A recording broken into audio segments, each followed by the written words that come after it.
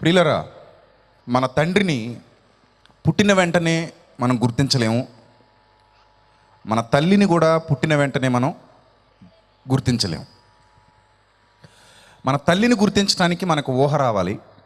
మన తండ్రిని గుర్తించడానికి కూడా మనకు కొంత ఊహ తెలియాలి. ఎప్పుడైతే బిడ్డ మానసికంగా ఎదగడం ప్రారంభిస్తాడో స్పర్శ ద్వారా మొదట తల్లిని గుర్తించగలుగుతాడు. ఆ తదుపరి ఒక చక్కటి అనుబంధాన్ని ఏర్పరుచుకోవడం ద్వారా, అదే ఇంటిలో తండ్రితో పాటు ఉండడం ద్వారా, తల్లి తండ్రిని బిడ్డకు పరిచయం చేయడం ద్వారా క్రమేపీ తండ్రిని గుర్తిస్తాడు. ఇలా మనం భూమి మీదకి వచ్చిన తర్వాత తల్లిని తండ్రిని గుర్తించడానికి మనకు కొంత సమయం పడుతుంది. పుట్టగానే అమ్మ ఈమె మా అమ్మ, ఈయనే మా నాన్న అని ఎవ్వరికీ తెలియదు. మీకు తెలుసా? తెలీదు. ఎవ్వరికీ తెలియదు. భూమి మీద పుట్టిన ఏ ఒక్కరికి కూడా తల్లి ఎవరో తండ్రి ఎవరో వెంటనే తెలీదు. కొంతకాలానికి గుర్తిస్తారు. ఇంకా విచిత్రం ఏంటంటే, మనం పుట్టగానే హాస్పిటల్లో మారిపోయాం అనుకోండి, మన జీవితంలో ఇంకెప్పటికీ మనకు తల్లి ఎవరో తండ్రి ఎవరో తెలీదు. మనం ఎవరి దగ్గర అయితే పెరుగుతున్నామో వాళ్ళే అమ్మ అనుకుంటాం, వాళ్ళే నాన్న అనుకుంటాం. ఇలా చాలా జరిగాయి, ఒకటి రెండు కాదు. హాస్పిటల్స్లో ఒకేసారి కానుపు జరిగి 2-3 పిల్లలు పుట్టినప్పుడు నర్సులు వాళ్ళని క్లీన్ చేయడానికని తీసుకెళ్ళి కలిపేసిన సందర్భాలు చాలా ఉన్నాయి. ముఖ్యంగా గవర్నమెంట్ హాస్పిటల్స్లో కోకోలలుగా జరిగాయి. ఇప్పుడు ఎంతోమంది పిల్లలు తమ తల్లి కాని తల్లి దగ్గర తల్లి అనుకుని పెరుగుతున్నారు, తండ్రి కాని తండ్రి దగ్గర తండ్రి అనుకుని పెరుగుతున్నారు. ఎంతోమంది పిల్లల్ని కొడుకు కాని కొడుకుని, కూతురు కాని కూతురిని కొడుకు అనుకుని కూతురు అనుకుని పెంచుకుని పెళ్ళిళ్ళు చేసి సాగనంపిన వాళ్ళు కూడా లేకపోలేదు. అంటే మనం కరెక్ట్గా మనం ఎవరికైతే పుట్టామో వాళ్ళ దగ్గరే ఉంటే వాళ్ళని గురించి తెలుసుకోవడానికి మనకు కొంత టైం పడుతుంది. ఒకవేళ మనం వాళ్ళకు పుట్టకపోయినా సరే, మనకు ఊహ తెలియకముందే వాళ్ళ చేతుల్లోనికి మనం వెళ్ళిపోతే, మనల్ని పెంచి పెద్ద చేస్తే వాళ్ళే మన అమ్మా నాన్నలు అనుకునే ప్రమాదం కూడా ఉంది. ఈ విషయాలన్నీ మాకు ఎందుకు చెప్తున్నారండి అని మీరు అడగొచ్చు.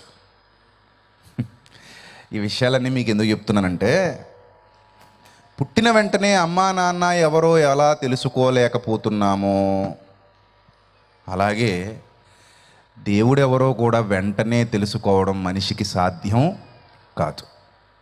పుట్టిన బిడ్డలకు ఎలాగైతే కొంత ఊహ తెలిసాక అమ్మా నాన్న ఎవరో అర్థమవుతుందో, అలాగే మనిషికి కూడా కొంత జ్ఞానం వచ్చిన తర్వాతే దేవుడెవరు అనేది అర్థమవుతుంది. ఇక్కడ మరో విషయం ఏంటంటే, అందరూ దేవుణ్ణి అర్థం చేసుకుంటున్నారా అంటే, కొందరు తల్లి కాని ఆమెను తల్లి అనుకుంటూ పెరుగుతున్నారు, కొందరు నిజానికి తండ్రి కాని వాని యొద్ద తండ్రి అనుకుంటూ పెరుగుతున్నారు. వాస్తవానికి వాళ్ళు ఈ బిడ్డకు తల్లిదండ్రులు కారు. కొందరు మాత్రమే అసలైన సత్యాన్ని గుర్తించగలుగుతున్నారు. దేవుడెవరు అనే విషయం మీద ఒక అవగాహన సంపాదించుకోగలుగుతున్నారు. ఇక మరికొందరైతే అనాథలుగా పెరిగిన వాళ్ళకి తల్లి ఉండరు, తండ్రి ఉండరు. వీళ్ళే నాస్తికులు. వీళ్ళు దేవుడు లేడంటారు కదా. దేవుడు లేడంటే, ఇప్పుడు ఒక అనాథ ఉన్నాడు, అనాథ వచ్చి మీ అమ్మ ఎవరంటే నాకు తెలియదు అంటాడు. అలాగే మీ నాన్న ఎవరన్నా అనుకోండి, ఏమంటాడు? నాకు తెలియదు అంటాడు.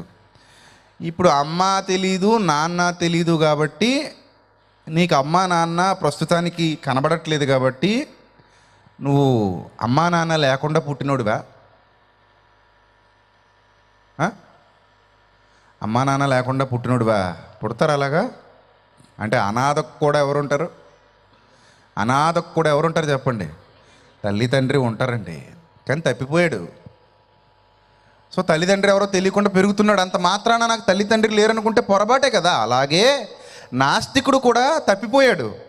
అందుకే దేవుడు లేడని బుద్ధిహీనుడు తన హృదయములో అనుకును. ఈ నాస్తికుడు కూడా ఏమైపోయాడంటే తప్పిపోయాడు కాబట్టి ఏమంటున్నాడంటే దేవుడు లేడు అంటున్నాడు. దేవుడు లేడు అంటే నాకు తండ్రి లేడు అని చెప్తున్నాడు. నువ్వు తండ్రి లేడని చెప్పినా తండ్రి ఉన్నాడు. నువ్వు చెప్పినంత మాత్రాన నీకు తండ్రి లేకుండా పోలేదు. నీకు తండ్రి ఉన్నాడు. ఇక తప్పిపోయిన వాడి విషయంలో, తండ్రి మారిపోయిన, తల్లి మారిపోయిన వాడి విషయంలో నువ్వు తండ్రి ఎవరో తెలుసుకోలేకపోయావు. తండ్రి ఎవరో తెలుసుకోవడానికి కొంత సమయం పడుతుంది ఎవరికైనా సరే. అలాగే ఊహ తెలియాలని చెప్తున్నాను. అలాగే దేవుణ్ణి తెలుసుకోవాలంటే కూడా మనోనేత్రాలు వెలిగింపబడాలి. ఎఫెసీయులకు రాసిన పత్రికలో అపోస్తలుడైన పౌలు అన్యజనులకు ఒక ఉత్తరాన్ని రాస్తూ అక్కడ ఎంత చక్కటి విషయాన్ని ప్రత్యక్షపరిచాడో, ఎంత చక్కటి విషయాన్ని అక్కడ రాశాడో జాగ్రత్తగా చూస్తే, ఎఫెసీయులకు రాసిన పత్రిక 1వ అధ్యాయము 16వ వచనం నుంచి ఒకసారి చదువుదాం. అందరూ చూడాలి. మీ విషయమై మానక దేవునికి కృతజ్ఞతాస్తుతులు చెల్లిస్తున్నాను, మరియు మీ మనోనేత్రములు వెలిగింపబడినందున. ఏమైనందున? మనోనేత్రములు వెలిగింపబడినందున. అంటే దేవుడు అర్థం కావాలి అంటే మనిషి యొక్క మనోనేత్రాలు వెలిగింపబడాలి. ఎప్పుడైతే మనిషికి మనోనేత్రాలు వెలిగింపబడతాయో మనిషికి దేవుడు అర్థమవుతాడు, దేవుడిని అర్థం చేసుకునే ప్రయత్నం చేస్తాడు. మనిషికి మనోనేత్రాలు వెలిగింపబడకపోతే దేవుణ్ణి ఎప్పటికీ అర్థం చేసుకోలేడు.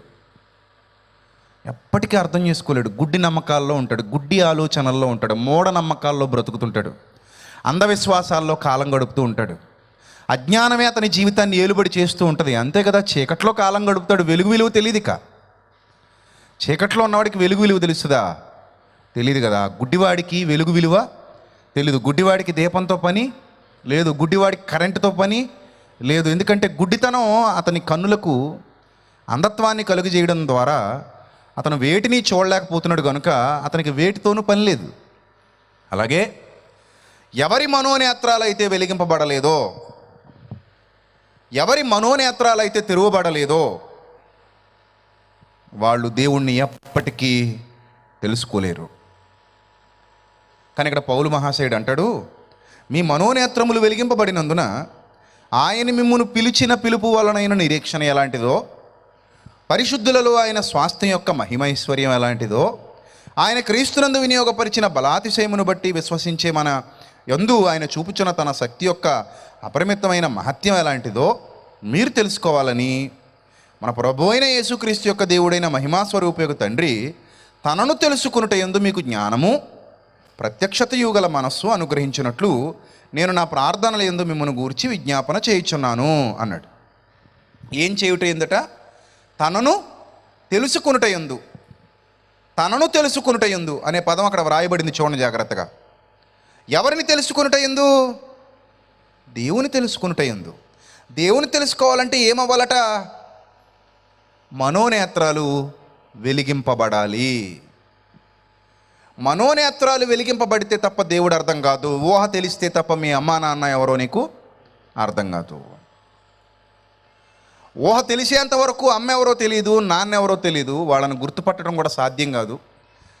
చిన్నతనంలోనే ఒకవేళ చనిపోతే, పుట్టిన వెంటనే ఒక 2 నెలలకో 3 నెలలకో చనిపోతే ఎప్పటికీ అమ్మ ఎవరో నాన్న ఎవరో తెలిసే అవకాశమే ఉండదు. ఎందుకంటే అప్పటికి ఇంకా పరిపక్వత ఉండదు, మైండ్కి పరిపక్వత ఉండదండి, గుర్తించగలిగే జ్ఞానం ఉండదు. చాలామంది చిన్నపిల్లలు 1 సంవత్సరం లోపు పిల్లలకి తాతయ్యలు అమ్మమ్మలో చనిపోతుంటారు. వారు పెరిగి పెద్ద అయిన తర్వాత వాళ్ళకి ఊహ తెలిసిన తర్వాత 10 ఏళ్ళో 15 ఏళ్ళో వచ్చిన తర్వాత నీకు తాతయ్య తెలుసా అంటే తెలుసు అంటాడా? తెలీదనే అంటాడు. నీకు నాయనమ్మ తెలుసా అంటే తెలుసు అంటాడా? తెలీదనే అంటాడు. అమ్మమ్మ తెలుసా, తాతయ్య తెలుసా? తెలీదు. ఏ మరి నిన్ను చిన్నప్పుడు 6 నెలల వయసులో నీకు అన్నం ముట్టించింది మీ తాతయ్యరా? సంవత్సరం వయసులో నేను ఎత్తుకుని అమ్మమ్మ ఫోటో తీసుకుందిరా, నాయనమ్మ ఫోటో తీసుకుందిరా అని బిడ్డకు చెబితే దాన్ని అర్థం చేసుకోగలిగేంతటి స్థాయి ఆ బిడ్డకు ఉండదు. ఆ బిడ్డకు ఉండదు, ఎప్పటికీ తెలుసుకోలేడు. అలాగే మనోనేత్రాలు వెలిగింపబడేంత వరకు కూడా దేవుడు మనిషికి అర్థం కాడు. భౌతికమైన వస్తువులు మనకు కనబడాలంటే మామూలు నేత్రాలు కావాలి. మామూలు నేత్రాలు బాగుంటే భౌతికంగా అన్నీ కనబడతాయి. ఇప్పుడు మీరు నాకు కనబడుతున్నారు, నేను మీకు కనబడుతున్నాను. మీకు కుర్చీలు కనబడుతున్నాయి, ఎదురుగా ఉన్న వస్తువులు కనబడుతున్నాయి, ఈ పోడియం కనబడుతుంది, స్టేజ్ కనబడుతుంది, స్టేజ్ మీద ఉన్న వ్యక్తులు సేవకులు కనబడుతున్నారు, స్క్రీన్ కనబడుతుంది, అన్నీ కనబడుతున్నాయి. అర్థమవుతుందా? మనోనేత్రాలకు కనబడేవి వేరు, మానవ నేత్రాలకు కనబడేవి వేరు. అందుకే దేవుడు మీకు అర్థం కావాలి అంటే మనోనేత్రాలు వెలిగింపబడాలట. అప్పుడు ఆయనను తెలుసుకునే జ్ఞానం మనకు వస్తుందట. ఆయనను తెలుసుకోగలిగే ప్రత్యక్షత గల మనసు మనకు అనుగ్రహింపబడుతుందట. చూసారా? ఆయనను మనం తెలుసుకోవాలా? ఆయన గురించి మనం తెలుసుకోవాలా? చెప్పండి. తండ్రి గురించి పిల్లలకు తెలియాలా? తెలియక్కర్లేదా? తెలియాలి. ఎందుకు తెలియాలంటే మనం ఆ తండ్రి వద్దకే తిరిగి వెళ్ళాలి గనుక. తండ్రి గురించి మనకు తెలియకపోతే ఆ తండ్రి దగ్గరకు మనం తిరిగి వెళ్ళలేము.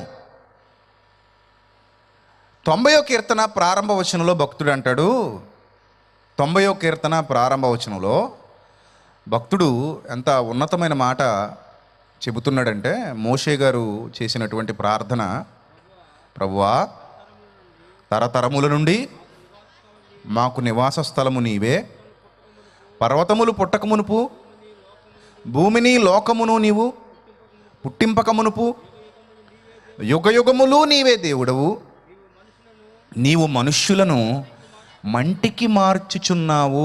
మనుష్యులను దేనికి మారుస్తున్నాడట? మంటికి మనిషి మారతాడా? మారడా? మంటికి మారతావా? మారవా? ఇలాగే ఉంటావా? ఇలాగే ఉంటావా? మట్టి అయిపోతావా? మట్టి అవుతావు. ఇప్పుడున్న ఈ నునుపు, ఇప్పుడున్న ఈ తెలుపు, ఇప్పుడున్న ఈ అందం, ఇప్పుడున్న ఈ చందం, ఇప్పుడున్న ఈ మెరుపు, ఇప్పుడున్న ఈ సొగసు, ఇప్పుడున్న ఈ పాండ్స్ పౌడర్ పలకరింపులు, ఫెయిర్ అండ్ లవ్లీ చిలకరింపులు ఉండవు. ఇవన్నీ ఎలా మారిపోబోతున్నాయి ఒకరోజు?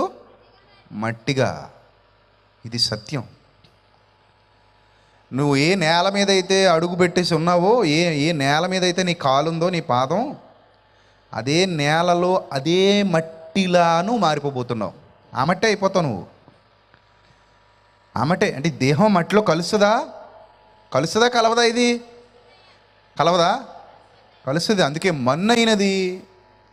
మన్నైనది వెనుకటి వలె ఏమైపోవును? మన్నైపోవును.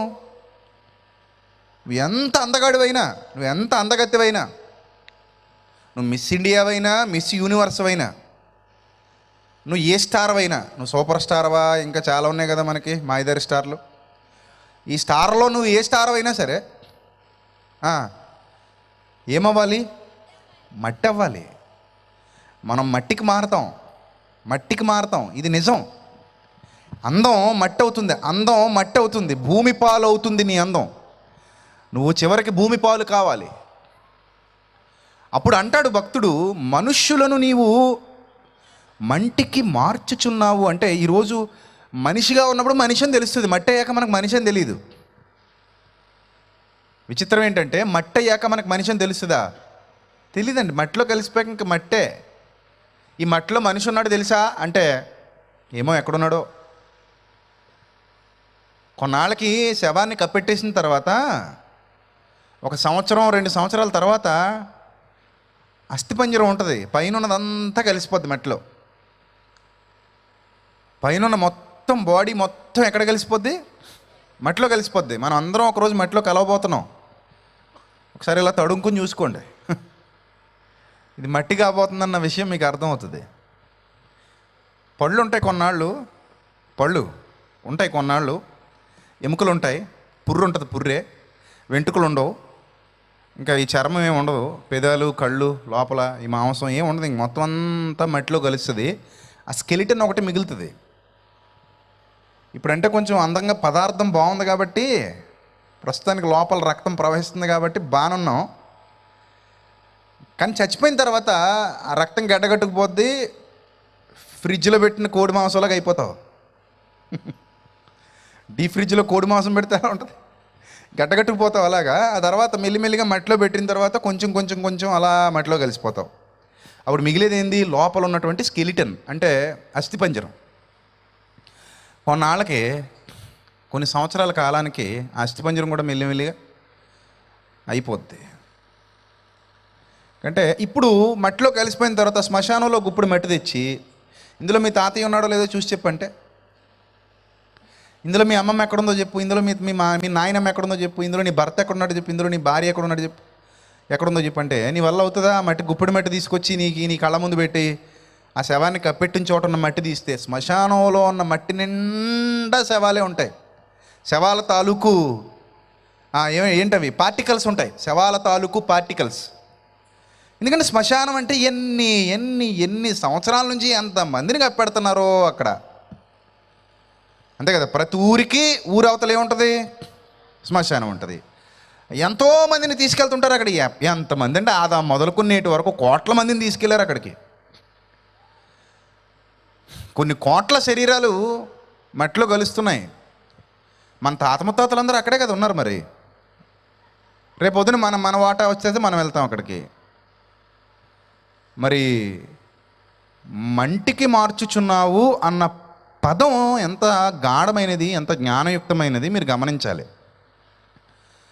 నీవు మనుష్యులను మంటికి మార్చుచున్నావు. మారాలి, ప్రతి మనిషి మట్టికి మారాల్సిందే. అది నువ్వైనా నేనైనా ఎవరైనా సరే ఈ దేహం మట్టిలో కలవాలి, మంటికి మారాలి, ఈ రూపం మట్టి అయిపోవాలి. అందుకే మన్నైనది వెనుకటి వలె మన్నైపోవును. ఆ తర్వాత ఆత్మ దేవుని సన్నిధికి వెళ్ళాలట. ఆత్మ ఎక్కడికి వెళ్ళాలట? దేవుని యొద్దకు చేరాలి. మరి దేవుని యొద్దకు చేరాలి అంటే దేవుని గురించి తెలియాలా వద్దా? తెలియాలి కదా. దేవుని యొద్దకు చేరాలంటే దేవుని గురించి తెలియాలి. అందుకే నీవు మనుష్యులను మంటికి మార్చుచున్నావు. తర్వాత పదం నరులారా, నరులారా తిరిగి రండని నీవు సెలవిచ్చుచున్నావు. తల్లి గర్భంలోనికి ఎక్కడి నుంచి వచ్చావో నీకు తెలీదు, నాకు తెలీదు. మొత్తం మీద తల్లి గర్భంలోకి వచ్చావు. తల్లి తండ్రుల కలయిక ద్వారా తల్లి గర్భంలోనికి వచ్చాం. ఎక్కడి నుంచి వచ్చావంటే, ఎలా వచ్చావంటే చూసావా? ఇప్పుడు తల్లి గర్భంలో ఉన్న నువ్వు 9 నెలల తర్వాత మళ్ళీ ఎక్కడికి వచ్చావు? ఈ భూమి మీదకి వచ్చావు. ఈ భూమి మీద నుండి మళ్ళీ ఎక్కడికి వెళ్తావు? మంటికి మన్నిగా అప్పగింపబడిన తర్వాత ఆత్మగా నీవు ఎక్కడికి వెళ్ళాలి? దేవుని యొద్దకు చేరాలి. దేవుని యొద్దకు చేరాలి. అందుకే నరులారా నీవు తిరిగి రండని సెలవిస్తున్నావు. మంటిని మంటికి మారుస్తున్నావు. మనుషులందరినీ నువ్వు మంటికి మారుస్తున్నావు. నరులారా తిరిగి రండని సెలవిస్తున్నావు. మరి తిరిగి రండని పిలిచిన పిలుపు ఆ పిలుపు నీకు అర్థం కావాలి అంటే దేవుని గురించి తెలియాలి కదా. దేవుని గురించి తెలియకుండా నువ్వు దేవుని యొద్దకు ఎలా వెళ్తావు? వెళ్ళలేవు. దేవుని గురించి అవగాహన లేకుండా నువ్వు దేవుని యొద్దకు వెళ్ళలేవు. దేవుని గురించి తెలియకుండా నువ్వు దేవుని యొద్దకు వెళ్ళలేవు. మరి నువ్వు చెప్పి రాత్రి నీకు దేవుడు తెలుసా? దేవుని గురించి తెలుసుకున్నావా? నీకు దేవుడు అర్థమయ్యాడా? దేవునితో నీకు సహవాసం ఉందా? నీకేమర్థమయ్యాడు దేవుడు? నువ్వేం తెలుసుకున్నావు దేవుని గురించి? నీ మనోనేత్రాలు వెలిగింపబడ్డాయా, లేక నువ్వు కూడా అజ్ఞానంలోనే ఉన్నావా? ఇది నీ ముందున్న ప్రశ్న. ఈరోజుకి చాలామంది దేవుణ్ణి తెలుసుకోవడంలో విఫలమైపోతున్నారు. దేవుణ్ణి అర్థం చేసుకోవడంలో విఫలమైపోతున్నారు. దేవుణ్ణి తెలుసుకోవడం అనగానే అదంత సామాన్యమైన సంగతి కాదు. ఏమండి, చాలామంది భార్యాభర్తలు ఒకరితో ఒకరు మాట్లాడుకుంటూ గొడవైన తర్వాత, అప్పటి వరకు బాగానే ఉంటారు, గొడవైన తర్వాత ఒకరినొకరు ఏమనుకుంటారో తెలుసా? ఇన్ని సంవత్సరాల నుంచి కాపురం చేస్తున్నాను కానీ ఇతగాడంటే ఏంటో ఇప్పటి వరకు నాకు అర్థం కాలేదంటది. ఇన్ని సంవత్సరాల నుంచి కాపురం చేసినా కానట ఇతను ఏంటో ఇప్పటికీ అర్థమే అవ్వలేదట. ఆయన అంటాడు కదా, పెళ్ళి మొదలుకొని చూస్తున్నాను, ఇన్ని సంవత్సరాలు గతిస్తుంది కానీ ఇప్పటికీ నువ్వు నాకు అర్థమే చావలేదు అంటాడు.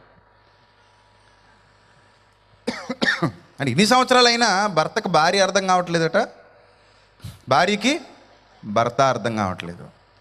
ఇన్ని సంవత్సరాలు కలిసి కాపురం చేస్తుంటేనే మీకు భార్యాభర్తలు అర్థం కాకపోతే దేవుడు అర్థం అవుతాడా? ఇంట్లో కనిపించే ముఖాలే అర్థం కాకపోతే కనిపించని దేవుడు అర్థమైపోతాడా మనిషికి? అర్థం కాకే కదా దేవుడికి ఎలాంటి రూపం ఇవ్వాలో తెలియక ఇశ్రాయేలీయులు ఏం చేశారు? దేవుడికి ఎలాంటి రూపం ఇవ్వాలో తెలియక, దేవుడు రూపం ఎలా ఉంటుందో తెలియక, దేవుడు అంటే ఏంటో తెలియక, దేవుడు అంటే ఏంటో అర్థం కాక వాళ్ళ చేతులకి చెవులకి ఉన్న బంగారం అంతా తీసి పోగేసి ఎవరికిచ్చారట? అహరోనికి ఇచ్చి, బాబు నీ తమ్ముడు మోషే అతడు ఏమాయనో కూడా మాకు తెలీదు, కాబట్టి మాకు ఒక పొగరు పోత పోసిన ఒక రూపాన్ని మాకు చేస్తే ఆ రూపమే మమ్మల్ని ఐగుప్తులో నుండి విడిపించిందని నమ్ముతాం అని మొట్టమొదట ఒక దూడ బొమ్మ తయారు చేశారట. బంగారు దూడ. ఇశ్రాయేలీయులు తయారు చేసిన బంగారు దూడ.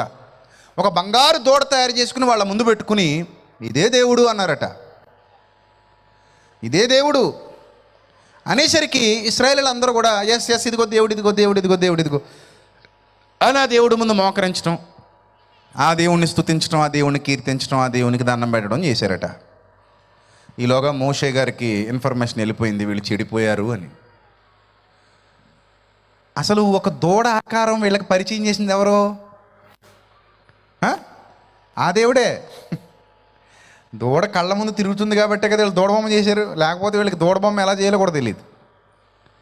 ఆ దేవుడు దూడ తయారు చేసి వీళ్ళకిస్తే వీళ్ళు ఆ దేవుడినే మళ్ళీ ఎలా తయారు చేశారట? దూడలా తయారు చేశారట. ఎంత బాగుందో చూడండి, విచిత్రం. దేవుడు అర్థమైతే దూడ చేస్తారా?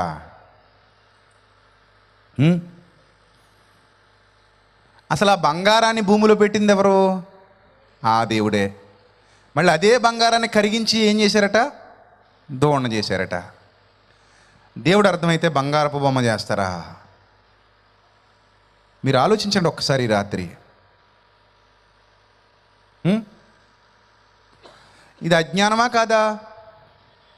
వాళ్ళు బంగారపు దూడ చేయడం అజ్ఞానమా కాదా? ఎంతమంది అజ్ఞానం అంటారు? చేతులు ఎత్తండి. రైట్, దించండి. అందరూ అజ్ఞానమనే అంటున్నారు కదా. రైట్, అజ్ఞానమే. మరి మరియమ్మ బొమ్మ చేయడం అజ్ఞానమా కాదా?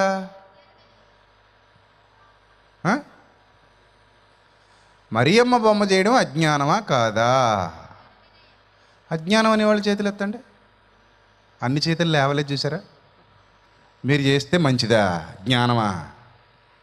పక్కోడు చేస్తే అజ్ఞానమా? యేసు ప్రభు బొమ్మ చేయడం అజ్ఞానమా కాదా? అజ్ఞానం అనేవాళ్ళు చేతులు ఎత్తండి. కొన్ని చేతులు లేవట్లేదే? మీరేమైనా చేసి ఇంట్లో పెట్టారా అయింది?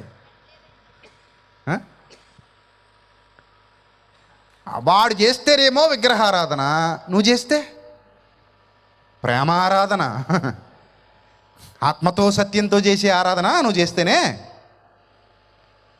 ఆడెవడో చేస్తే విగ్రహారాధనట, వీళ్ళు చేస్తే మాత్రం అది గొప్పదైన ప్రేమతో కూడినటువంటి ఆరాధనట. వీళ్ళకేమో దేవుడు అర్థమైపోయాడట, వాళ్ళకేమో దేవుడు అర్థం కాలేదట. బుద్ధి జ్ఞానం ఉండాలి మాట్లాడేటప్పుడు. మనం మాట్లాడేటప్పుడు మనకు కూడా ఒక స్పృహ ఉండాలి. వాడినేమో తప్పుపడుతున్నావా, నువ్వేమో రైట్ చేస్తున్నావా? ఆలోచించండి ఒక్కసారి. దేవుడికి ఏమివ్వాలి అంటే హృదయం ఇవ్వాలి. కానీ చాలామంది దేవుడికి ఏమివ్వాలి అన్నప్పుడు తల వెంట్రుకలు ఇవ్వాలి. దేవుడికి ఏమివ్వాలి? తల వెంట్రుకలు ఇవ్వాలి. అందుకని వీళ్ళు ఎక్కడికి వెళ్తున్నారట? మరియమ్మ కొండకి వెళ్తారట. మరియమ్మ కొండకి వెళ్ళి ఏమిస్తారట? తల వెంట్రుకలు ఇస్తారట, ముక్కట. వాళ్ళదేమో అజ్ఞానమట. అలా ఎవరైనా అన్యజనులు చేస్తే వాళ్ళదేమో అజ్ఞానమట, వీళ్ళు చేస్తేనట జ్ఞానమట. వాళ్ళు చేస్తే అజ్ఞానమా, నువ్వు చేస్తే జ్ఞానమా? ఆలోచించండి ఒక్కసారి రాత్రి. మీకు అర్థమయ్యాడా దేవుడు? ఎవడో ఇంటి ముందు గుమ్మడికాయ కట్టుకుంటే తప్పు. దిష్టి గుమ్మడికాయ కట్టాడండి, దిష్టి నిమ్మకాయ కట్టాడండి, దిష్టికి మిరపకాయలు కట్టాడండి, అది తప్పు. నువ్వేమో ఇంటి ముందు దిష్టి యంత్రాలు కట్టుకోవచ్చు. మరణాత మహిమ యంత్రం అట దాని పేరు. ఏమి యంత్రం? మరణాత మహిమ యంత్రమా? ఎక్కడదది? ఎవరు తెచ్చారు? ప్రభు ఇచ్చాడా ఏంది? ప్రభు ఇచ్చాడా? చూసారండి, ఇంటి ముందు దిష్టి గుమ్మడికాయలు కట్టుకునే వాళ్ళని తప్పుబట్టే వీళ్ళేమో ఈ యంత్రాలు, మహిమ యంత్రాలు కడతారట. చూడండి ఎలాంటి పనులు, ఎలాంటి పిచ్చి పనులు క్రైస్తవ్యంలో కూడా జరుగుతున్నాయంటే ఒక్కరికి కూడా దేవుడు సరిగా అర్థం కావట్లేదు. ఒక్కరికి కూడా. యేసుక్రీస్తును సిలువ వేసి చంపేశారు. క్రీస్తును హృదయంలో ప్రభువుగా ప్రతిష్ఠించి ఆరాధించవలసిన క్రైస్తవులు క్రీస్తును వదిలేసి ఆ సిలువను ఆరాధించడం మొదలుపెట్టారు. మనం ఆరాధించవలసింది సిలువనా, సిలువ మీద వేలాడిన ప్రభువునా? ఎవరిని చెప్పండి? సిలువనా, సిలువ మీద వేలాడిన ప్రభువునా? కదా, సిలువ మీద వేలాడిన ప్రభువు మన హృదయంలో ఉండాలి. సిలువ ఉండాల్సిన అవసరత లేదు. కానీ మనం ఏం చేస్తాం తెలుసా? సిలువ తీసుకొచ్చి మన హృదయంలో పెట్టుకుంటాం, ప్రభువుని తీసుకొచ్చి హృదయం బయట పెడతాం. అక్కడ గొప్పది సిలువ కాదు, సిలువ మీద వేలాడిన ప్రభువు గొప్ప, ఆయన గొప్ప. కానీ మనం మెడలో ఒకటి బంగారంతో చేయించుకుని వాళ్ళు దూడం చేసుకున్నారు, మనమేమో బంగారంతో ఏం చేసాం? సిలువ చేసాం. దీన్ని ముద్దులు, కళ్ళకు అద్దుకోవటాలు, ముద్దులు పెట్టుకుంటాం, కళ్ళకు అద్దుకుంటాం, ఇంకేవో చేస్తుంటాం. మరి ఇదేంటిది? విగ్రహారాధన కదా?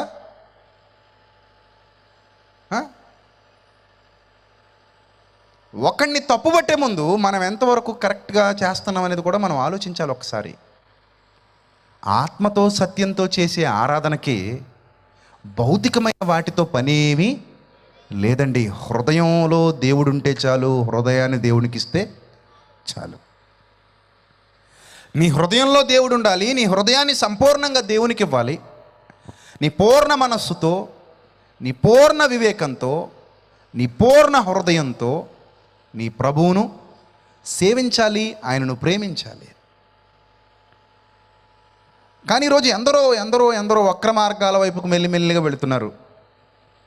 వాళ్ళేమో వేరే ఏదో మాల వేసుకుంటారు, వాళ్ళకి మాల ఉంది కదా అని వీళ్ళు కూడా ఏం తెచ్చిపెట్టుకున్నారట? యేసయ్య మాలట. ఎక్కడిది నాయన ఇది? యేసయ్య మాల ఎక్కడిది? నాకు అర్థం కాదు. దానికి ఒక పద్ధతట, దానికి ఒక మళ్ళీ ఎక్కడికో వెళ్ళాలట, ఏవో ఉంటాయట కార్యక్రమాలన్నీ. చూశారు బ్రియులారా, మంటికి మారే మనిషికి ఇంకా ఏం అర్థం కాలేదు? దేవుడు అర్థం కాలేదు. అడ్రస్ తెలియని వాడు దేవుని దగ్గరికి వెళ్ళగలడా? నాకు ఈ ఏరియా అడ్రస్ తెలియదు అనుకోండి, నేను రాగలను ఇక్కడికి? రాలేను. మరి నీకు అర్థమైందా అడ్రస్సు? నువ్వు వెళ్ళడానికి నీకు దేవుడు అర్థమయ్యాడా? దేవునితో సహవాసం చేయగలిగే స్థితిలో ఉన్నావా? లేదా మూఢభక్తిలో, మూఢాచారాలలో, మూఢ విశ్వాసాల్లో కొనసాగుతున్నావా? చాలామంది భక్తి పరులము అనుకుంటూ బుద్ధిహీనంగా బ్రతుకుతున్నారు. ఈరోజు మిమ్మల్ని అందరినీ అడుగుతాను సూటిగా, దేవుడు నాకు అర్థమయ్యాడు అన్నవాళ్ళు చేయొద్దండి ఇక్కడ కింద కూర్చున్న వాళ్ళు.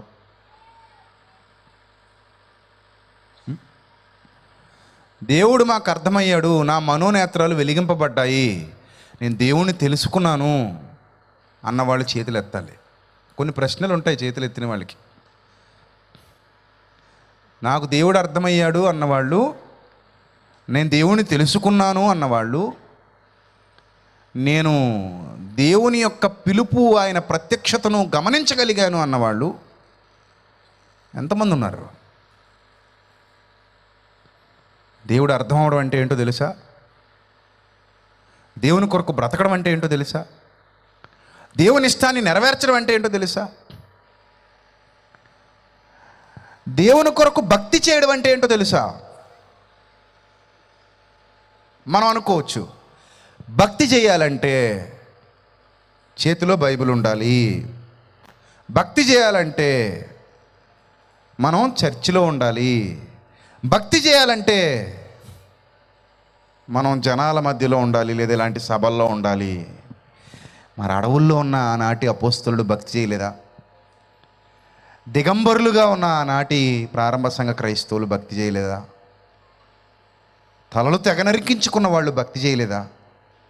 కొండలలో, గుహలలో సంచరిస్తూ తిండి లేక సముద్రాలలో ఆపదలు అనుభవిస్తూ, అడవులలో ఆపదలు అనుభవిస్తూ, దొంగల వలనైన ఆపదలు అనుభవిస్తూ, కష్టాలలో, కన్నీళ్లలో, అధికారులు తరుముతుంటే పట్టణం విడిచి మరో పట్టణానికి పారిపోతూ, ప్రభువు కొరకు సమస్తాన్ని త్యజించి, మాకేమీ అవసరం లేదు, ఈ లోకము మాకు యోగ్యమైనది కాదు అని బ్రతికిన మహాభక్తులు ఉన్నారే, వాళ్ళు భక్తి చేయలేదా? వాళ్ళు భక్తిపరులు కాదా? మీరు ఆలోచించాలి ప్రియులారు. ఈ రాత్రి మనం భక్తుల కాదా? భక్తి జీవితం మన దగ్గర ఉందా లేదా? లేక మనం కూడా అజ్ఞానంలోనే బ్రతుకుతూ జ్ఞానులు అనుకుంటున్నామా? మనం కూడా మూఢనమ్మకాల్లోనే బ్రతుకుతూ జ్ఞానులు అనుకుంటున్నామా?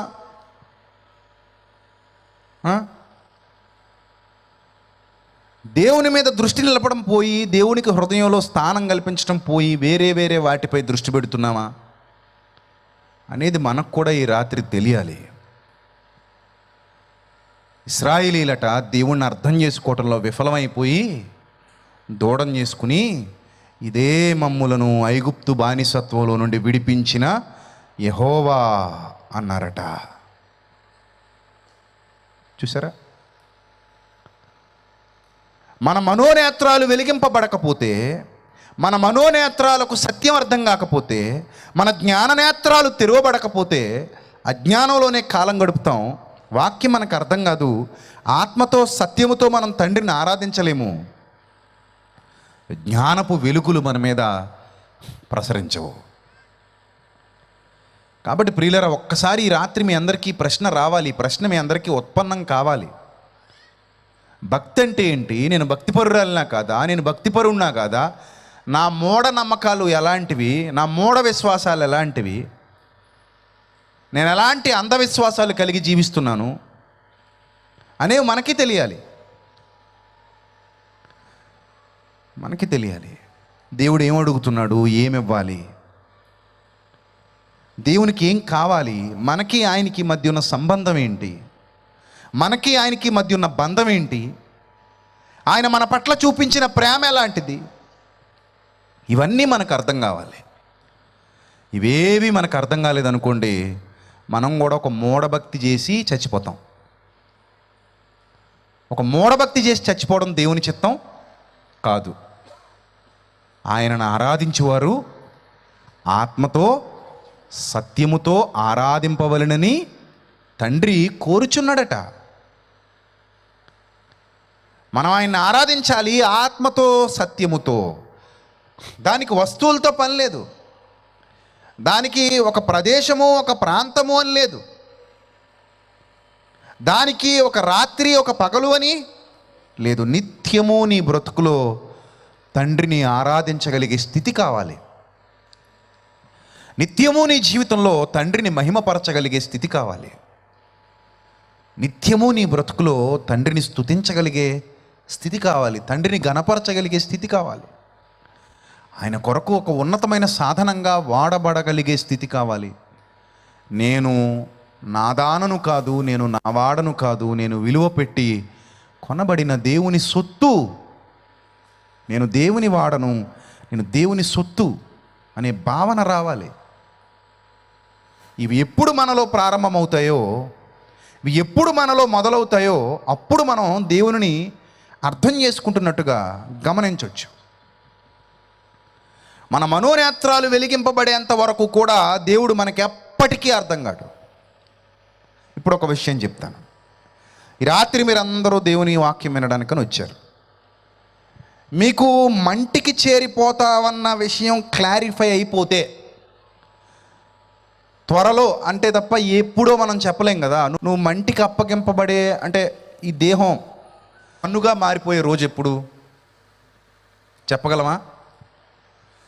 చెప్పలేం. నేడైనా కావచ్చు, రేపైనా కావచ్చు, ఎల్లుండైనా కావచ్చు, ఇంకో 10 సంవత్సరాల తర్వాత అయినా కావచ్చు. మనం మన్నుగా మారిపోయే రోజు ఎప్పుడు అనేది మనకు తెలియదు కదా. సరే, కానీ మన్నుగా మారిపోవడం కన్ఫర్మే కదా. కన్ఫర్మ్ అని తెలుసా తెలీదా? తెలుసు కదా. రైట్. ఇప్పుడు దేవుడు మీ ముందుకు వచ్చి మిమ్మల్ని అడుగుతున్నాడు ఏమనంటే, ఈరోజు నువ్వు మన్నుగా మారిపోబోతున్నావమ్మా, రోజు రాత్రి 12 గంటలకు నువ్వు మన్నుగా మారిపోబోతున్నావు, నీకేం కావాలో కోరుకో అన్నాడు. ఏం కోరుకుంటావు చెప్పాలి. ఇప్పటి వరకు నువ్వేం కోరుకున్నావు కదా. ఇప్పటి వరకు నీకు ఏమేమి కోరికలు ఉన్నాయో నీకు ఒక ఐడియా ఉంది. కొంతమందికి కోరికలు ఉంటాయి భూ సంబంధంగా. ఏం కోరికలు? నేను విదేశాలకు వెళ్ళిపోవాలని ఒకటి కోరిక, నేను ఫస్ట్ క్లాస్ వచ్చేయాలని ఇంకొకటి కోరిక, లేకపోతే నేను ఇక్కడ ఏదో భూమి కొనాలని ఒకడు, ఇల్లు కట్టాలని ఒకడు, పెళ్ళి అవ్వాలని ఒకడు, పిల్లలు పుట్టాలని ఒకడు, ఆస్తి సంపాదించాలని ఒకడు, అంతస్తు సంపాదించాలని ఒకడు, బంగారం కొనాలని ఒకడు, డబ్బులు సంపాదించాలని ఇంకొకడు, రోగం తగ్గాలని ఒకడు. ఇలా రకరకాల కోరికలు ఉన్నాయి మనకి కదా. మంచిదే. ఇప్పుడు ఆయా కోరికలతో దేవుడి దగ్గరికి వచ్చారంటే దేవుడు మీకు ఎలా అర్థమయ్యాడంటే కోరికలు తీర్చేవాడని అర్థమై ఉంటాడు. చాలామందికి 199 మందికి దేవుడు ఎలా అర్థమవుతాడో తెలుసా? కోరికలు తీర్చేవాడు అంతే. ఆపద వచ్చినప్పుడు ఆదుకునేవాడును, అడిగిన కోరికలన్నీ తీర్చేవాడును అంతే. దేవుడు అంటే అంతే. తండ్రి అంటే అంతే. తండ్రి అంటే అంతేనా? రేపొద్దున్న నీ కొడుకు పుట్టి నీ కొడుకు నీకు నాకున్న బంధం ఏంట్రా అని నువ్వు అడిగితే నీ కొడుకు, నాకు ఆపదొస్తే ఆదుకోవడానికి నువ్వు, నాకున్న కోరికలన్నీ తీర్చడానికి నువ్వు, అంతే తప్ప నీకు నాకు ఇంతకు మించి బంధాలు ఏమీ లేవన్నాడు అనుకో నీ కొడుకు, నువ్వు ఎలా ఫీల్ అవుతావు? బాధపడతావా? సంతోషపడతావా? మరి నీ విషయంలో దేవుడు ఏం చేయాలి? నువ్వు కూడా కూరగాయల లిస్ట్ చదివినట్టు చదువుతావు కదా. దేవుడి దగ్గరికి వచ్చి దేవుడు అంటే ఏంటంటే కోరికలు తీర్చేవాడు అంతే. సరే, కాసేపు అంతే అనుకుందాం. ఈరోజు రాత్రి 12 గంటలకు నీ టైం అయిపోతుంది. ఇంకెంత ఉంది టైం నీకు? ఇంకో గంట ఉంది.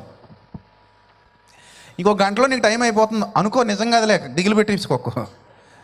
నాకు తెలియదు కదా, ఏదో అలా నీకు అర్థం కావడానికి చెప్పాను. ఎంత కంగారు అయిపోకే. ఏదో రోజు ఎలాగ అవుతావులే, ఈరోజు అవ్వకపోవచ్చు.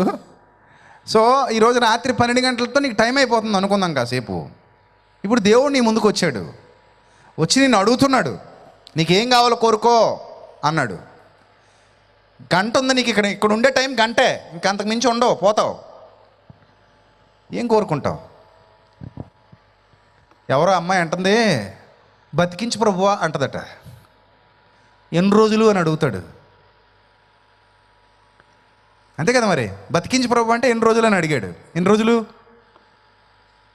చెప్పి, ఎన్ని రోజులు కావాలి? ఇంకొక 50 ఏళ్ళు ప్రభువా. సరే 50 ఏళ్ళు తర్వాత 50 ఏళ్ళు గిర్రం తిరిగిపోయాయి. ఈరోజే 49 సంవత్సరాల 364 రోజులు అయ్యాయి. అది ఈరోజు నైటే అనుకో. మళ్ళీ అక్కడికి వెళ్ళాం. ఆ రోజు 12 గంటలకు నువ్వు పోబోతున్నావు అనుకో కాసేపు. ఇప్పుడు మళ్ళీ అడుగుతావా? ఇంకొక 50 ప్రభు అంటావా? ఇంకిస్తాడా? అధిక బలం ఉన్న ఎడల 80 తర్వాత 50 కానీ ఇచ్చాడు అనుకో, చచ్చిపోతావు. వద్దు బాబోయ్ తీసుకుపో అంటావు. నీకు 30లో ఉండాలనిపిస్తుంది, 40లోనూ ఉండాలనిపిస్తుంది, 50 వరకు ఉండాలనిపిస్తుంది, 60లో కూడా ఉండాలనిపిస్తుంది ఆరోగ్యంగా ఉంటే. ఆరోగ్యంగా లేకపోతే 30లో కూడా ఉండాలనిపించదు. నాకు తెలిసిన ఒక అబ్బాయి పాపం కిడ్నీలు 2 పోయి, పొట్టుబ్బు పోయి డయాలసిస్ చేస్తూ మంచం మీద ఉన్నాడు. 2 కిడ్నీలు పోయాయి. కొట్టుకుంటున్నాడు అనమాట. బతకడానికి చావడానికి మధ్యలో కొట్టుకుంటున్నాడు. దారి లేదు, ఆరోగ్యం పాడైపోయింది. మెల్లిమెల్లిగా హార్ట్ డిసీజ్ కూడా వచ్చేసింది. అంటే ఒక పక్క గుండె పోయింది, కిడ్నీలు పోని. ఆ మంచం మీదే బ్రతుకుతున్నాడు అలాగా. ఇంకా రోజు సూదులు గుచ్చుకోలేక, రోజు మందులు మింగలేక, రోజు ఆ బాధ భరించలేక, రోజు ఆ వేదన అనుభవించలేక, అతడు 30 ఏళ్ల వయసులో కోరుకునే కోరికేంటో తెలుసా? డాక్టర్ గారు నన్ను చంపేయండి, బాధ భరించలేకపోతున్నానండి, బతకాలని లేదా? ఇంకో 30 ఏళ్ళు అలాగే ఉండు మరి అంటే ఉంటానంటాడా? బాబు వద్దండి, నేను బతకలేనండి, నన్ను చంపేయండి బాబు అంటాడు. అంటే ఆరోగ్యం లేకపోతే ఆయుష్ ఉన్నా వేస్ట్. ఇప్పుడు 60 ఏళ్ళు దాటిన తర్వాత ఆరోగ్యం ఉంటుందా? ఆటోమేటిక్గా మెల్లిమెల్లిగా పోద్దా? ఉంటుందా పోద్దా? 60 దాటాక పోద్దు? ఉండదు. నువ్వు ఎంత ట్రై చేసినా ఉండదు. ఎందుకంటే అధిక బలం ఉన్న ఎడల అన్నాడు.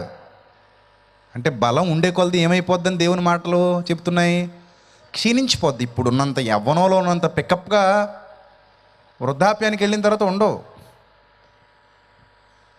చూసారా, ఇక్కడ కొంతమంది అమ్మమ్మలు తాతమ్మలు వచ్చారు ఇక్కడికి. ఏది గట్టిగా పేరుపాలెం బీచ్లో పరిగెత్తంటే పరిగెత్తగలరు వీళ్ళు. అసలు అక్కడ దాకా వెళ్ళడమే గొప్ప, ఆ ఇసుకలో నడవడమే గొప్ప. ఎంతమంది ఇక్కడ పరిగెత్తగలరంటే ఒక కుర్రోళ్ళందరూ పరిగెత్తుతూ ఉంటారు, యవనస్తులందరూ. దాదాపు 50 దాటిన వాళ్ళందరూ చేతులు ఎత్తేస్తారు. పరిగెత్తటమా, అది ఎప్పుడూ పోయిందండి మా బతుకులో నుంచి. అవన్నీ ఎప్పుడూ మర్చిపోయాం. నడవడమే కనా కష్టం అయిపోతుంది ఇప్పుడు మాకు. పరిగెత్తడం మాట పక్కన పెట్టండి, ఇక్కడ దాకా నడిచి రావడం ఏమైపోయింది, కష్టమైపోయింది. మోకాళ్ళలో ఉన్నటండి జిగురు ఏదో ఉంటుందటండి, ఫెవికాల్ లాంటిది, అది ఏమైపోయిందటండి, అరిగిపోయిందటండి, కరిగిపోయిందట. ఇప్పుడు మాకు జిగురు లేదటండి. కళ్ళలో సత్తువు తగ్గిపోద్ది, ఎముకల్లో సత్తువు తగ్గిపోద్ది, చర్మం ఏమో ముడతలు పడిపోద్ది. కాబట్టి నువ్వు ఇంకొక 60-50 ఈ ప్రభు అని అడిగే అవకాశం ఉండదు కదా. మళ్ళీ పాయింట్కి వచ్చేస్తున్నా. ఈరోజు 12 గంటలకు నువ్వు పోతున్నావు, దేవుడు నీ ముందు ఉన్నాడు, కోరుకో అన్నాడు. ఏం కోరుకుంటావు? అప్పులు తీర్చి ప్రభా, చాలా అప్పులు ఉన్నాయి అంటావా?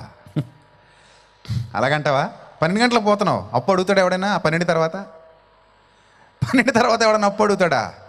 ఇంకా అప్పుకోవడం ఏమీ లేదు. ఇప్పుడు రోగం తగ్గించు ప్రభా, తగ్గిస్తే ఉపయోగం ఏముంది? 12కి పోతున్నావు కదా. అప్పుడు ఏమన్నా రోగం తగ్గించి అంటాడా? అండు. ఎందుకంటే ఎలాగూ పోవాలి, ఈరోజు 12కే పోతున్నావు, ఇంకా రోగం గొడవ కూడా నీకేమీ లేదు. ఇంకేంది? పెళ్ళి ఏమైనా కావాలేంటి? ఒక గంట తర్వాత పోదిగిన పెళ్లి చేసుకుని అవసరమా? అది అవసరమా? వద్దు ప్రభా, గంటలో పోయేవాడికి పెళ్ళి ఎందుకు ప్రభా? గంటలో పోయేవాడికి పెళ్ళి ఎందుకు ప్రభా వద్దంటావు. మరి ఏం కావాలి? దుబాయ్ వెళ్తావేటి? ఇజ్రాయెల్ వెళ్తావా? పోనీ వీసా చెప్పించమంటావా? ఎందుకు ప్రభా? హైదరాబాద్ ఎయిర్పోర్ట్లో వెళ్ళే లోపల చచ్చిపోతారు కదా ప్రభా. ఇంకా గంటలో పోయేవాడికి దుబాయ్ ఎందుకు ప్రభా? గంటలో పోయేవాడికి గల్ఫ్ ఎందుకు ప్రభా? నాకేమొద్దు ప్రభా అంట.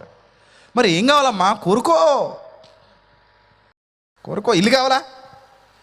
ఇంకొక గంటలో ఇంట్లోంచి బయటేసేస్తారని నువ్వే చెప్తున్నావు కదా ప్రభా. ఇల్లు ఎందుకు ప్రభా? అది వద్దు ప్రభా. మరి ఏం కావాలి నీకు? ఏం కావాలి? దేవుడు అర్థమైన వాడికి ఏం కావాలో తెలుస్తుంది. దేవుడు అర్థం కాని వాడికి ఏం కావాలో ఎన్ని సంవత్సరాలైనా తెలీదు. ఈరోజు రాత్రి 12 గంటలకు పోతావు అంటే నీ మనసుకి ఏమనిపించిందో తెలుసా? నాకు ఇంకా బోలెడంత ఆయుష్కాలం ఉంది అనిపించి ఉండొచ్చు, కానీ అది తప్పు. ఎందుకంటే మనిషి ఆయుష్ పూర్తిగా తీరాకనే చస్తాడన్న నియమం ఏమీ లేదు. నువ్వు యవ్వన కాలంలో ఉండగా పోవచ్చు, మధ్య వయస్సులో ఉండగా పోవచ్చు, ఈరోజే పోవచ్చు. ఎందుకంటే మీరు ఇంతలో కనబడి అంతలో మాయమైపోయే ఆవిరి వంటి వారు ఏం కోరుకుంటున్నారు? దేవుడు అర్థమైన వాడి కోరికకి, దేవుడు అర్థం కాని వాడి కోరికకి ఎంత వ్యత్యాసం ఉందో చెప్పి నేను ముగించబోతున్నాను. అది ముగించే సమయానికి నీకు దేవుడు అర్థమయ్యాడో అర్థం కాలేదో నీకు తెలిసిపోవాలి. ఈ రాత్రి లేట్ చేయకూడదు. ఇంకా మాకు దేవుడు అర్థమయ్యాడని ఇద్దరు ఎంతమంది చేతులు ఎత్తారు, మీకు కూడా తెలిసిపోవాలి. మీకు కోరికలు ఉన్నాయనుకో, ఏం కోరికలు? దేవుని కోసం బ్రతుకుతున్నావా? దేవుడు అర్థమైన వాడి కోరికకి, దేవుడు అర్థం కాని వాడి కోరికలు ఎలా ఉంటాయో ఈ రాత్రి మీకు తెలిసిపోవాలి. ఇప్పుడు మీలో చాలామంది సభకొచ్చినా ఏవో కోరికలతో వస్తారు. అందుకే టీవీలలో కూడా ఏం మొదలెట్టారంటే మీ ప్రార్థన అవసరాలు ఏంటో అవే చెప్పండి, మాకు ఇంకేమొద్దు. ఈ రాత్రి 12 గంటలకు పోయేవాడికి ప్రార్థన అవసరాలు ఏముంటాయి? మళ్ళీ నేను అక్కడికి వస్తాను, ఎక్కడికెక్కడికి వెళ్ళినా. నీ ప్రార్థన అవసరాలు ఏంటో చెప్పు. చీట్ రాసి 12 గంటలకు పోతావు, చీట్ రాసి. ఇప్పుడు ఈ రాత్రి 12 గంటలకు నువ్వు పోతున్నావు, చీట్ రాసి. నీకు దేనికోసం చేయమంటావు ప్రార్థన? ఇల్లు తొందరగా అవ్వాలనా? భూమి అమ్ముడవ్వాలనా? డూప్లెక్స్ బిల్డింగ్ కట్టాలనా? కారు కొనాలనా? మేడ కొనాలనా? మిద్దెలు కొనాలనా? వెండి కొనాలనా? బంగారం కొనాలనా? పిల్లల పెళ్ళిళ్ళ, ఉద్యోగాల, వ్యాపారాల? దేవుడు అంటే ఇంతేనా? ఇదేనా జీవితం? 60 ఏళ్ల జీవితమే జీవితమా? యుగయుగాల జీవితం కాదా? మనుషులు రకరకాల ప్రణాళికలు కలిగి ఉంటారు. ఇంతలో కనబడతారు, అంతలోనే మాయమైపోతారు. మాయమైపోయే మనిషికి ఏం కోరుకోవాలో అర్థం కావట్లేదు.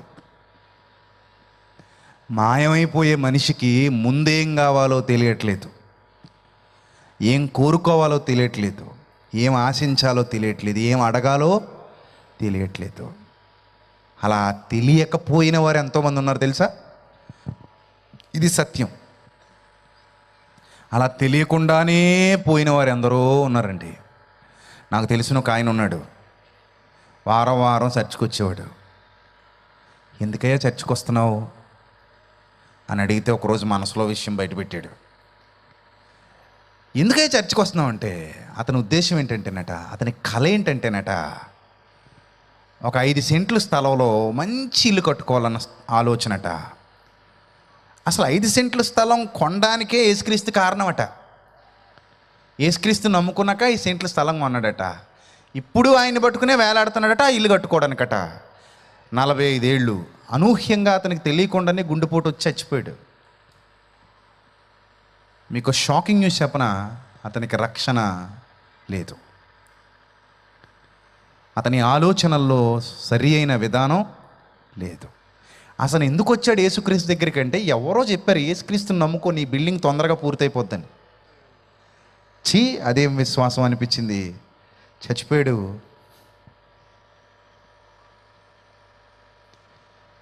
చావు నీకున్న కోరికలన్నింటినీ తుడిచేస్తుంది.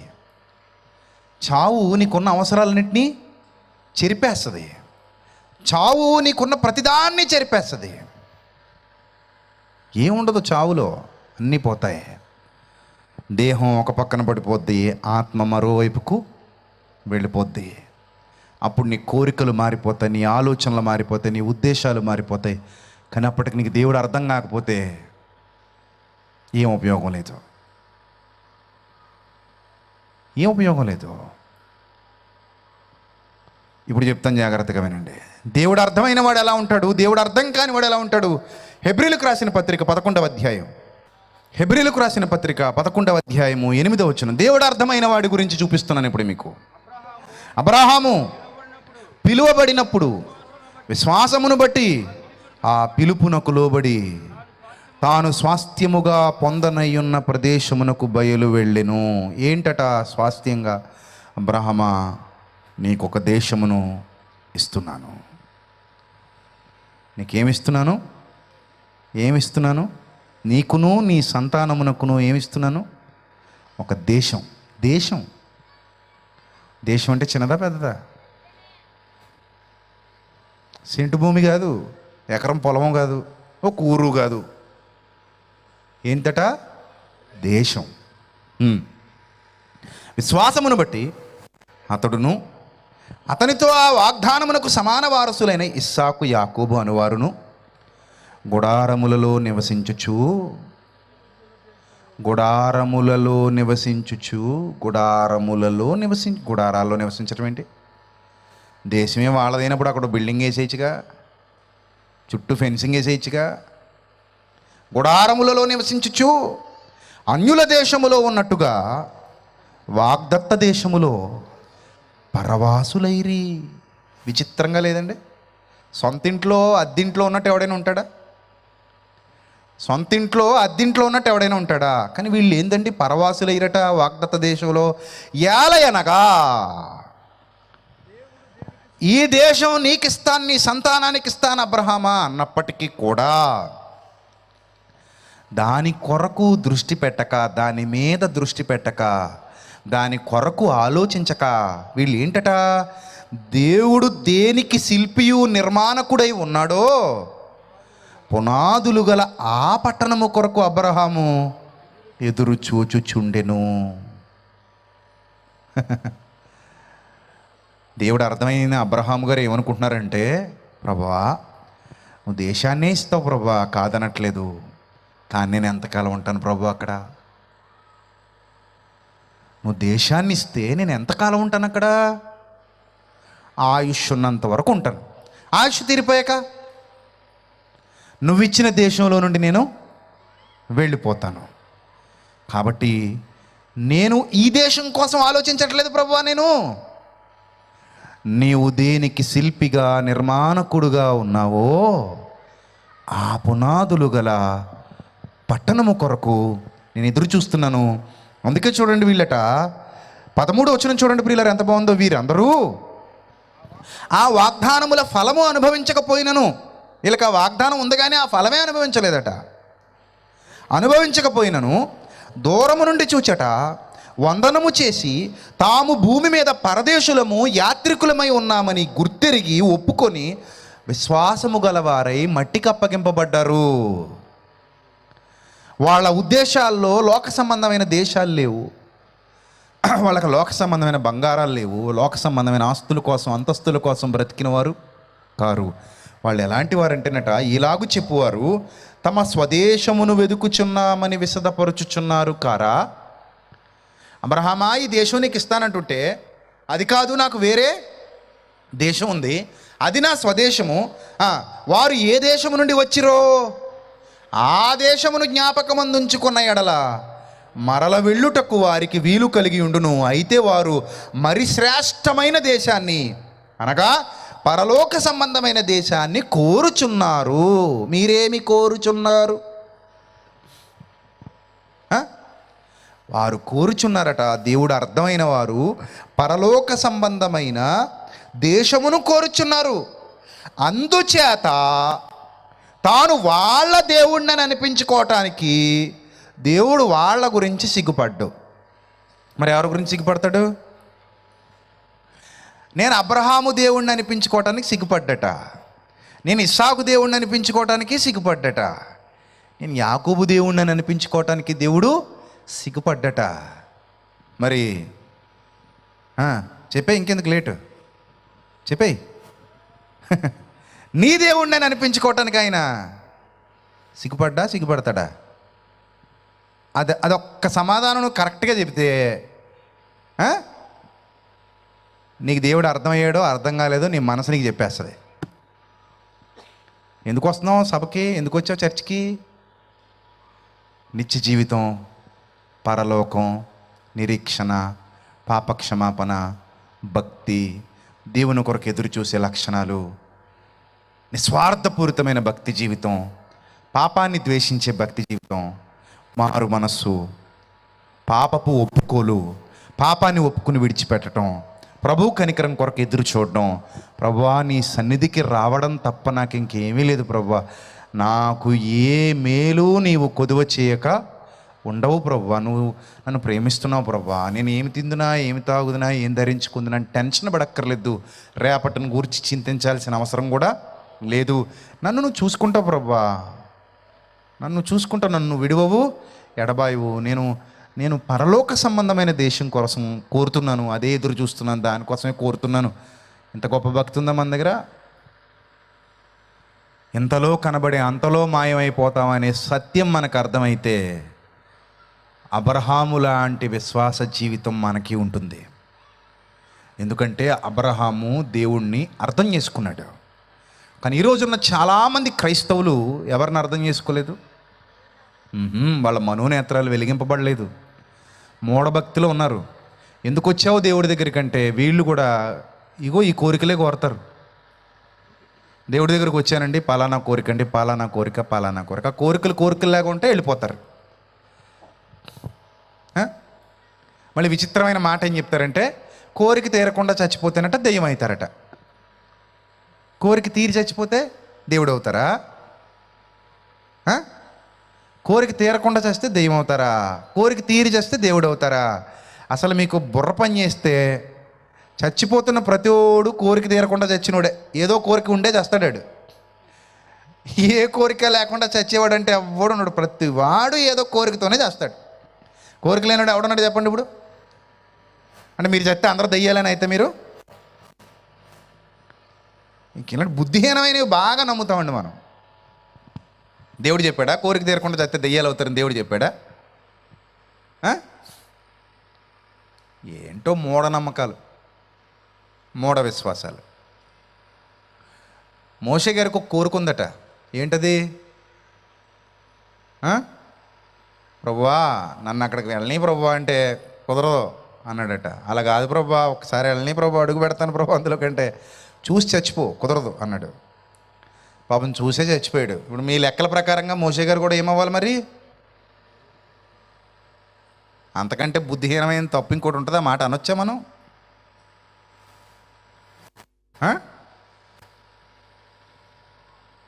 సో మాట్లాడేటప్పుడు మనం ఏదైనా మాట్లాడేటప్పుడు అది వాక్యానుసారమా కాదా ఇవేం ఉండవు మనకి.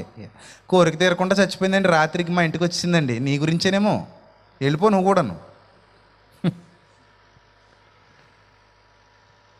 అన్నీ బుద్ధిహీనమైనవే, ఏవి రుజువులు ఉండవు, ఆధారాలు ఉండవు, పిచ్చి మాటలు మాట్లాడుతుంటారు. పిచ్చి మాటలు, పైత్యం ఎక్కువైపోయి. కొంచెం పైత్యం తగ్గితే ఇలాంటి మాటలు రావు. లంకనాలు చేయించేయాలి శుభ్రంగా 1 నెల రోజుల పాటు. ఏమండి? కాబట్టి కోరికలతో నిండిపోయి కోరికలు తీర్చేవాడే దేవుడు అన్న భ్రమలో బ్రతుకుతున్న వారులారా, ఈ రాత్రి ఒక మంచి నిర్ణయం తీసుకోండి. ఈ రాత్రి నీ మరణం అయితే దేవుడిని ముందుకొచ్చి అడుగుతున్నాడు, ఏం కావాలో కోరుక అని. ఏం కోరుకుంటావు?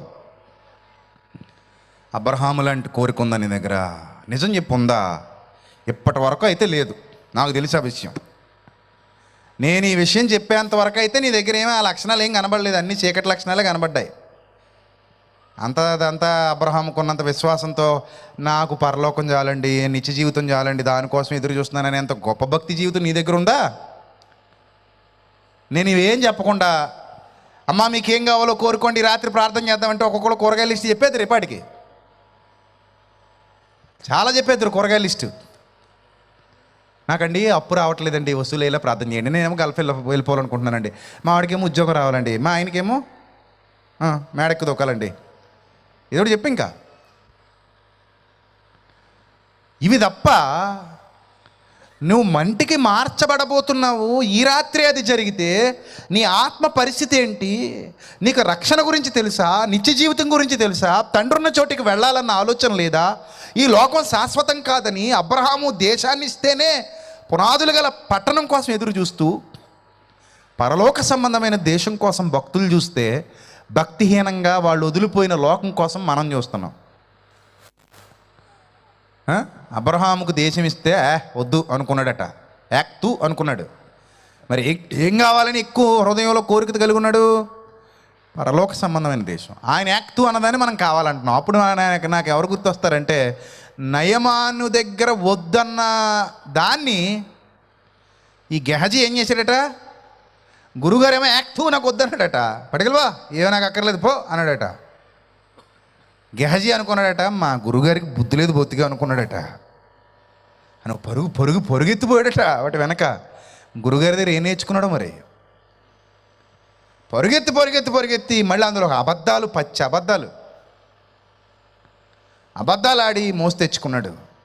చివరికి ఏమొచ్చింది? అవన్నీ అక్కడే వదిలేశాడు, కానీ కుష్టు పట్టుకెళ్ళాడు. ఆ నయమాన్ని ఏదైతే వదిలేశాడో అది వెళ్ళి తెచ్చుకున్నాడు. అది అసలు విషయం. అలా వదిలేసిపోతే ఎలాగయ్యా బాబు? కుష్టు అలా ఉండాలి. అది అయ్యో కుష్టు వదిలేసిపోతావా, నాకు ఇచ్చేయి అంటే ఇప్పుడు నయమాను వెనక ఎంత పరిగెత్తి తెచ్చుకున్నది కుష్టా? వెండి బంగారాలు కాదా, ఆస్తులు కాదా? అబ్బే కుష్టు తెచ్చుకున్నాడు వెళ్ళి. అతనేమో వదిలేసిపోయాడు, ఇతను వెళ్ళి బాబా అలా వదిలేసిపోక బాబు, నా మీద వేసే బాబు, అదేదో ఆ కుష్టి నా మీద, నా కుటుంబం మీద వేసే బాబు, నువ్వు వదిలేసిపోతే ఎలాగ బాబు అనుకుని దాని వెనక పరిగెత్తాడు. ఈరోజు క్రైస్తవులు కూడా అలాగే ఉన్నారు. భక్తులు ఏదైతే వద్దని వదిలేశారో, ఏది కావాలని వాళ్ళు పరిగెత్తారో, మనం వాళ్ళ పేరు చెప్పుకుని మళ్ళీ వాళ్ళు వదిలేసిన దానికోసం ప్రయాసపడుతున్నాం. భక్తుల భావాలు లేవు మన దగ్గర. అంటే వాళ్ళకి అర్థమయ్యాడు దేవుడు, మనకేమో అర్థం కావలేదు. నిజానికి ఏవీ లేనోడు బాగానే ఉంటాడండి రోడ్డు మీద. వాడికి అన్నం ఉండదు, ఏముండదు, నువ్వు నేను పెడితేనో మొద్దు తినగలడు పాపం. కానీ అన్నీ ఉండి ఇక్కడికి వచ్చి కూర్చున్నవాడు చాలా భయంకరంగా అవి ఇవి అంటుంటాడు. ఎవరో మొన్న ఒక ఆయన అన్నాడు, గుడి ముందు ముష్టోడు అడుక్కుంటున్నాడట, గుళ్ళోపలేమో ఈడు అడుక్కుంటున్నాడట. చూసారా? గుడి ముందు ఎవరు అడుక్కుంటున్నారట? ముష్టోడు అడుక్కుంటున్నాడట. ఇప్పుడు ఈ లోపలికి వచ్చినాడు ఎవరు మరి? గుడి లోపలికి వచ్చి ఈడు అడుక్కుంటున్నాడట. అప్పుడు ఆ ఈడికి ఆడికి పెద్ద తేడా ఏమీ లేదట, ఇద్దరు ఒకటేనట. దేవుడంటే కేవలం ఈ లోకానికి మాత్రమే సంబంధించినోడని భక్తులు ఎప్పుడు అనుకోలేదు. ఆయన ఏమి ఇవ్వాలో ఆయనకి తెలుసు, నాకు ఉన్నది నాకు చాలనుకున్నారు అంతే వాళ్ళు. ఆయన ఏమిస్తే అది చాలనుకున్నారు. ఇంక ఎక్స్ట్రాగా ఇంకా అది ఇంకా ఇది ఇంకా అది అది ఇది ఇది పోగేసుకుందాం అని ఇసుక పోగేసుకున్నట్టు పోగేసుకోవాలనుకోలేదు వాళ్ళు. మాకు ఉన్నది మాకు చాలు బాబు, మాకు కావాల్సింది మాత్రం అదే. ఇక్కడ జీవితం ఎలాగో వెళ్ళిపోని చాలు, ఇలా పోతే చాలు, సంతృప్తి కలిగి బతికేస్తున్నాం. మీకు కలిగిన వాటితో తృప్తి పొంది ఉండుడి అన్నాడు. మాకు తృప్తి లేదు అని మనం అంటాం. ఆయన ఏమంటాడు? మీకు కలిగిన వాటితో తృప్తి పొంది ఉండండి. మాకు తృప్తి లేదు, మాకు సరిపోవట్లేదు, మాకు పరలోకం కాదు, మాకు ఈ లోకమే కావాలి. ఈ లోకం కావాలనుకునే వాళ్ళు ఎవ్వరు భక్తులు కారు. వాళ్ళెవ్వరికీ దేవుడు అర్థం కాలేదు. వాళ్ళెవ్వరూ పరలోకానికి వెళ్ళరు. వాళ్ళెవ్వరూ ప్రభువును సరిగ్గా తెలుసుకోలేదు. వాళ్ళెవ్వరికీ ప్రభు కృప, ప్రభు దయ, ప్రభు ప్రేమ, ప్రభు భవిష్యత్తు సంకల్పం అర్థం కాలేదు. ఈ జీవితకాలం మట్టుకే వారు క్రీస్తునందు నిరీక్షిస్తున్నారు. అందుకే మనుష్యులందరికంటే దౌర్భాగ్యులు అన్నాడా? ఎక్కడన్నాడు ఆ మాట? కొరింథీయులకు రాసిన మొదటి పత్రిక 15వ అధ్యాయము 19వ వచనం. మనుష్యులందరికంటే దౌర్భాగ్యులు అంటున్నాడు. కొరింథీయులకు రాసిన మొదటి పత్రిక 15వ అధ్యాయము 19వ వచనం. ఈ జీవితకాలము మట్టుకే మనము క్రీస్తునందు నిరీక్షించు వారమైన ఎడల మనుష్యులందరికంటే దౌర్భాగ్యులు అన్నాడు. ఇంక వాళ్ళు భక్తులు ఎలా అవుతారు? దౌర్భాగ్యులైతే భక్తులు ఎలా అవుతారండి? దేవుడేం అర్థమయ్యాడండి? ఇంకెన్నాళ్ళు కోరతారండి కోరికలు? అసలైంది వదిలేసి ప్రాణం పోతే ఏమీ మిగలదు. కానీ ప్రాణం పోయిన తర్వాతే అసలైంది ఉంది. అసలైన దానికోసం ఇప్పుడు ఆలోచించరు. అక్కర్లేని దానికోసం మాత్రం పరుగులు తీస్తారు. వాటినే చాలామంది క్యాష్ చేసుకుంటున్నారు. గుర్తుపెట్టుకోండి, జాగ్రత్త పడండి. రేపెల్లుండి మరిన్ని మహాజ్ఞాన సంగతులు ప్రభు చిత్తం అయితే నేర్చుకుందాం. తలలు వంచండి, ప్రార్థన చేసుకుందాం. ప్రభువా, మిమ్మల్ని అర్థం చేసుకోగలిగే జ్ఞానం ఇవ్వండి తండ్రి. మీ పిల్లలందరికీ విని విడిచిపెట్టే గుంపులో ఉండకుండా విన్న వాక్యాన్ని అనుసరించి జీవించగలిగే భాగ్యాన్ని ప్రసాదించండి. ఎత్తబడిన వాక్యం అందరి హృదయాల్లో ఫలింపచేయండి. అపోస్తలులకు భక్తులకు ఉన్న విశ్వాసం చాలామందిలో కరువైపోయింది తండ్రి.